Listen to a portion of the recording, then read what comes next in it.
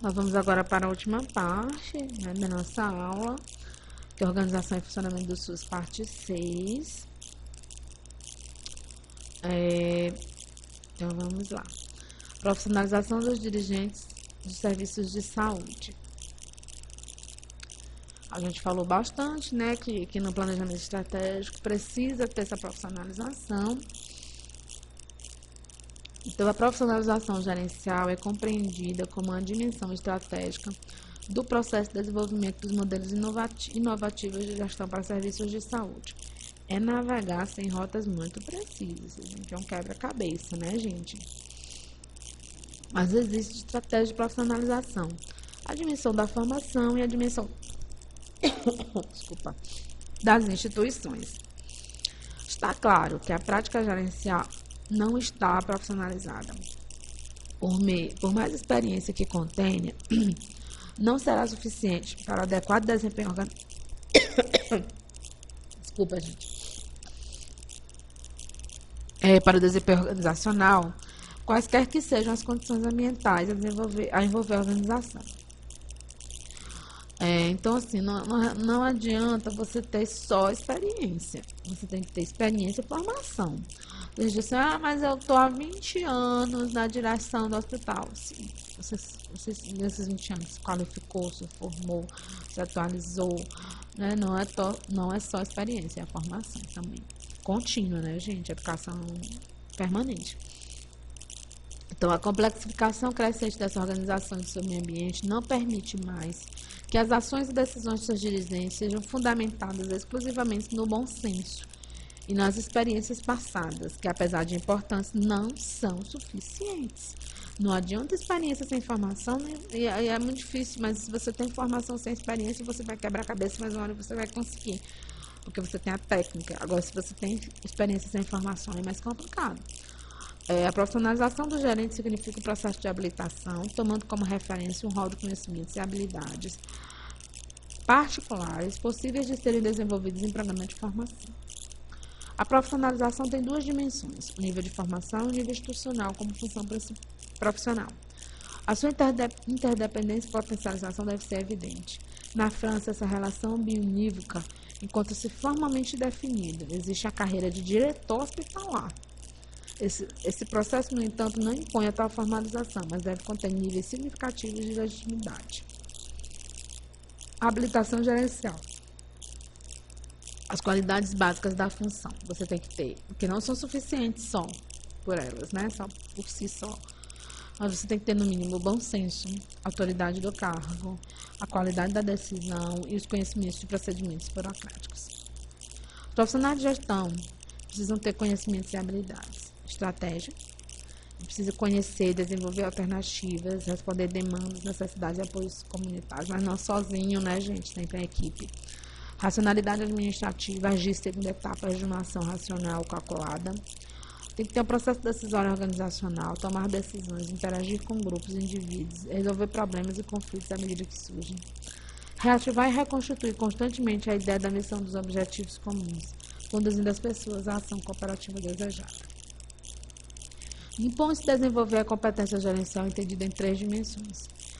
O conhecimento do nível do saber, que dizem respeito às teorias, conceitos, dados sobre o ambiente, processo de produção das organizações. Eu tenho que saber fazer, isto é, a capacidade de se utilizar do saber para analisar situações diagnósticas, diagnosticar problemas, definir, difundir, implementar estratégias e organizar.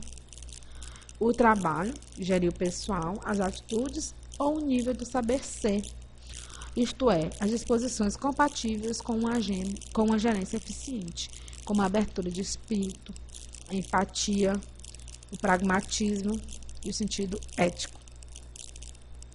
No nível específico da estratégia, o objetivo é o desenvolvimento. Então, a gente precisa ter a capacidade de pensar estrategicamente, ou seja, ter visão do futuro e do grande escopo, de usar análises racionais e métodos intuitivos de lidar com o incerto, o imprevisto e o não familiar. O domínio das técnicas pode e deve ser limitado, o suficiente para ajudá-los a desenvolver a visão estratégica da organização. do SOR diz que o dirigente habilitado deve ser capaz de ler a sua organização, sendo capaz de compreender a sua dinâmica, os seus condicionamentos mais específicos. Para os hospitais, essa competência supõe entender o funcionamento de organização profissional, o processo de produção de serviços de saúde, a rede e de relações de sua organização com o ambiente, as necessidades da comunidade, sua distribuição e evolução. O processo de desenvolvimento gerencial não é dependente ou depende exclusivo da habilitação gerencial, como se fosse um processo exclusivo de natureza acadêmica, afastado do espaço concreto da prática da gestão. A contrapartida institucional deve também existir, o que significa dizer que a formação geral modifica, transforma a realidade de gestão. Mas os sistemas de gestão, seus instrumentos, espaço de atuação do gerente também devem ser modificados, potencializando e conferindo razão de ser à competência profissional. Então, além da formação, você precisa ter a experiência, a gente já falou, mas não é tão, mas principalmente a contrapartida, né? A instituição tem que dizer, eu quero um profissional competente na minha, a questão institucional mesmo, da administração direta, né? A estratégia institucional para alimentar o processo de profissionalização dos seus gerentes deve estar amparada na transformação dos sistemas gerenciais de seus serviços, abrindo espaço e valorizando a competência profissional advinda das linhas de formação. Valorizar essa competência. Tem plano de formação, né, bônus para quem está se qualificando, porque aí você vê que a contrapartida da instituição, olha, se você tiver mestrado, doutorado, mestrado profissional, né, eu vou te dar um retorno de salário, porque aí você vê que é a contrapartida da instituição, ok? Então, aqui só um exemplo do artigo que eu mandei para vocês, né, de 2013, apesar do planejamento ter feito em 2009, eu quis trazer isso aqui, que não dava na aula anterior, porque a aula anterior ficou muito grande. Então, nós temos a árvore de problemas. Você lembra que tem aquela coisa das consequências, problema e causa, tá? Aí, vamos ver. Aumento de conflitos é uma consequência, deficiência da abordagem multidisciplinar é uma consequência e prejuízo ao atendimento do usuário é uma consequência. Mas qual é o problema? Ineficiência da relação inter e intra-equipe, equipe de saúde da família, da unidade básica de saúde. Então, se não tem uma relação inter e intra-equipe boa, você vai ter aumento de conflito nessa equipe, deficiência da abordagem domiciliar e prejuízo ao usuário, ok? Quais são as causas disso? Aí nós vamos elencar várias causas, vocês estão vendo? E vocês virem que elas se cruzam, né? Falta de comunicação, que gera aqui a divergência de ideias, acúmulo de tarefa por falta de recursos humanos, falta de incentivo para educação permanente e pesquisa, são causas, né? Falta de interesse, habilidade da coordenação, de resolver, desconsideração das metas da equipe, características pessoais negativas individualmente, né? Falta de humildade. Então, aqui, eu achei muito legal esse artigo, porque ele está bem claro, né? Aí ele tem um outro problema, que é o déficit de recursos humanos. Isso é um problema, gente, que nós vamos ter em todos os lugares, né? Por isso que eu achei interessante esse artigo. Isso vai dar o quê? Sobrecarga de trabalho, porque tem poucas pessoas, e prejuízo ao atendimento dos usuários. Por conta de quê? Falta de vontade e competência política, porque poderia fazer concurso. Falta de mobilização, aí entra tanto os vereadores quanto os próprios profissionais. Contratos inadequados, né? Isso é uma causa. E salários também, a falta de salários adequados.